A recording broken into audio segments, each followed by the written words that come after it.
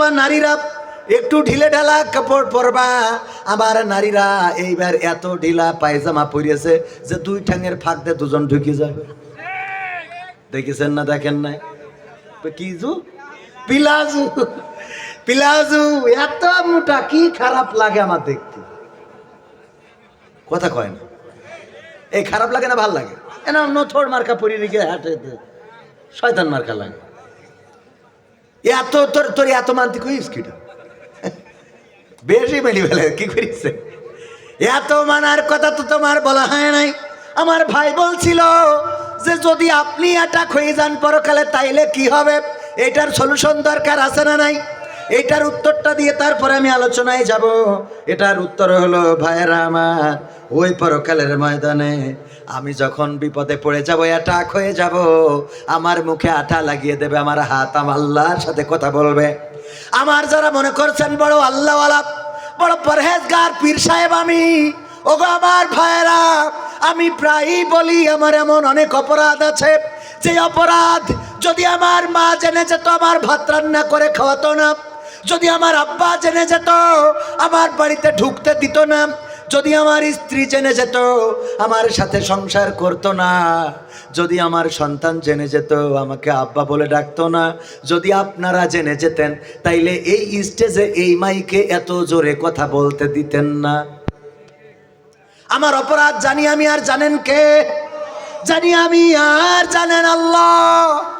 আল্লাহ রাব্বুল আলামিন জানেন। মাঝে মাঝে বলি ওগো আল্লাহ, তুমি যত অপরাধ আমার জানো, পৃথিবীর মানুষ তো জানে আমি বড্ড ভালো লোক। ওগো আল্লাহ, ওই পরকালের ময়দানে তুমি অপরাধগুলো প্রকাশ করে দিয়ে আমার বিপদে ফেলে দিও না।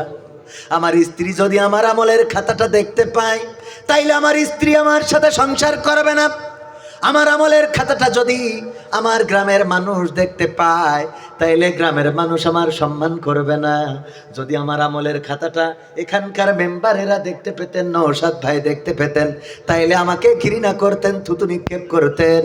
এই জন্যে বিপদে পড়ে যাব ওই পরকালের ময়দানে। আল্লাহ রাব্বুল আলামিন যদি ক্ষমা না করে তাইলে কবির বিন সামাদ ওখানে বড্ড বিপদে পড়ে যাবে। আর ওই সময় আল্লাহ যদি আমারে জাহান্নাম দিয়ে দেয় আর আমার লাল জামাওয়ালা ভাইয়ের সাথে যদি কোনোভাবে দেখা হয়ে যায়, আমার ভাইজান জামান বললেন যে তাইলে কি হবে? আল্লাহ উনার এই ওয়াজ শোনার জন্য ধরেন ক্ষমা করে দিয়েছে। কারণ আমার ওয়াজ শুনে অনেকেই নামাজ ধরে, রোজা ধরে, দাড়ি রাখে, টাকনুর উপরে কাপড় পরে। আমি খারাপ হই আর ভালো হই, আমার ওয়াজ শুনে ভালো হয়েছে এমন মানুষ আছে না নাই? এই মানুষটারে আল্লাহ যদি ক্ষমা করে যখন এই মানুষটারে জান্নাত দিবে, ওই মানুষ যদি বলে আল্লাহ আমি যার ওয়াজ শুনে দিনের পথে এসেছিলাম, কোরআনের পথে এসেছিলাম, যার ওয়াজ শুনে নামাজ পড়েছিলাম, টাকনুর উপরে কাপড় পরেছিলাম, যার ওয়াজ শুনে মাথায় টুপি লাগিয়েছি, মুখে দাড়িটা রেখেছি, আমার এই লাল জামাওয়ালা ভাই যদি বলেন সেই ভাই হলো কবির বিন সামাদ, আল্লাহ সে কেন জাহান্নামে যায়? তখন আল্লাহ রাব্বুল আলামিন বলবেন আমি ওকে বলেছিলাম ইয়া আইয়ুহাল্লাযীনা আমানু লিমা তাকুলুনা মা লা তাফআলুন, ও ঈমানদার তুমি এমন কথা বলো না যা তুমি কাজে করো না। কাবুরা মাকতান ইনদাল্লাহি আন তাকুলু মা লা তাফআলুন, এটা আল্লাহর কাছে অত্যন্ত অপছন্দের যে তুমি মুখে যা বয়ান করো সেটার সাথে তোমার বাস্তবতার মিল নাই। মুখে বলে যাও তুমি বড্ড জিহাদি, কিন্তু রাজপথে তোমার পাওয়া যায় তুমি শহীদি তামান্না জাগ্রত করেছো, অথচ তোমার নাকের পথে কোনোদিন গুলি গেল না। এরকম আছে না নাই?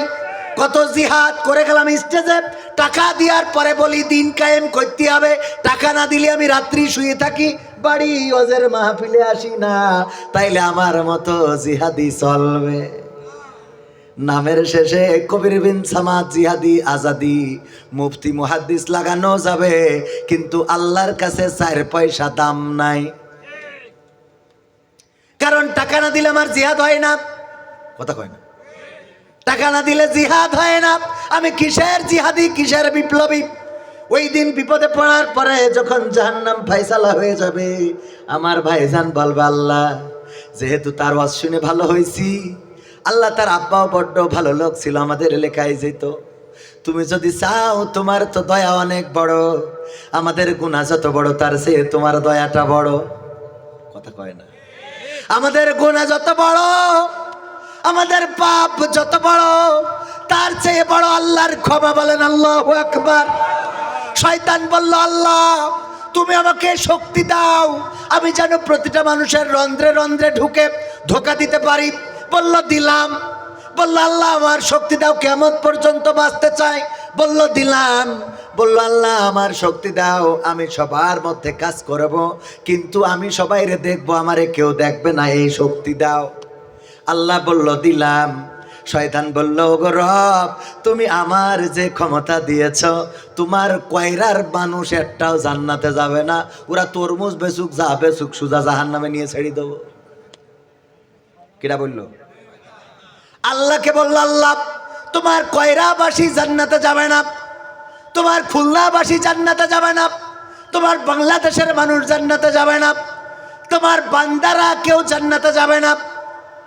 যখন শয়তান এটা বলল, আল্লাহ বলল কেন? বলল তুমি আমার যে ক্ষমতা দিয়েছ, কেউ দেখবে না আমারে, আমি দেখব, আমি সবার রন্ধ্রে রন্ধ্রে ঢুকে ধোঁকা দেব, আমি কিয়ামত পর্যন্ত বেঁচে থাকব। এর মধ্যে তোমার সব বান্দা আমি ধোঁকা দিয়ে, পাপ করিয়ে, অন্যায় করিয়ে, গুনাহ করিয়ে, জেনা করিয়ে জাহান্নামে নিয়ে ছেড়ে দেব। আমার আল্লাহ রাব্বুল আলামিন বললেন, ওগো শয়তান তুমি আমার বান্দাদের দিয়ে গুনাহ করাবা, অপরাধ করাবা, তুমি তাদেরকে ভুল পথে নিয়ে যাবা, তারা ভুল পথে চলবে, গুনাহ করবে, জেনা করবে, কিন্তু যখন আমার কাছে আসবে আর মাথাটা নত করে আমার কাছে দুটি হাত তুলে ক্ষমা চাইবে, আমি আল্লাহ আমার বান্দাদেরকে ক্ষমা করে দেব। এই হলো আল্লাহর দয়া, এই হলো আল্লাহর মায়া। ওগো আমার যুবকেরা, ওগো আমার কলিজার টুকরারা, সেই আল্লাহকে না চিনে কোন পথে চলেছ তুমি? কোথায় যাও? কিসের ভুলের পথে চলে বেড়াও, ঘুরে বেড়াও? তুমি জানো না কবে মারা যাবা? তওবা করার সুযোগ আছে, ক্ষমা করে দিবেন আল্লাহ, কিন্তু যদি সেই তওবার আশা নিয়ে গুনাহ করো আর ক্ষমা চাওয়ার সুযোগটা যদি না পাও, তাইলে এইবার কি হবে বুঝে দেখো। কথা কয় না? বাড়ির কাছের লোক ট্রেন ফেল করে, বাড়ির কাছে তেল পাম্প সিরিয়াল হচ্ছে, সে চিন্তা করলো আমার তো বাড়ির কাছে। ওই কচ্ছপের খরগোশের মতো খরগোশ চিন্তা করলো কচ্ছপ কোনোদিন তিল তিল করি হাঁটে, ও কি আমার সাথে পারবে? কথা কয় না? আমি লাভ দিয়ে চলে যাই, বরং একটু ঘুমায় নি তারপরে যাব। কচ্ছপের সাথে খরগোশ এই চিন্তা করলো, ঘুমটা দিল, আর ঘুম এমন সময় ভেঙে গেল যখন দেখলো যে কচ্ছপ ওই ফিতে বরাবর চলে গেছে। বাঁশি দিয়েছে রেফারি, পুরস্কার দেওয়ার জন্য সবাই হই হুল্লোড় শুরু করেছে। খরগোশের ঘুম ভেঙে দেখলো, আরে এক ঘুমে আমার এত বড় ক্ষতি হয়ে গেল, যতই গতি বেশি থাকুক। হ্যাঁ ও কথা আছে, কথা আছে, লাইট নাই কেন? 12টা বেজে গেছে নাকি? এখনো তো 5 মিনিট আছে। ও আমার ভাইয়েরা, অসুবিধা নাই, আর একটু সময় কি থাকা যাবে?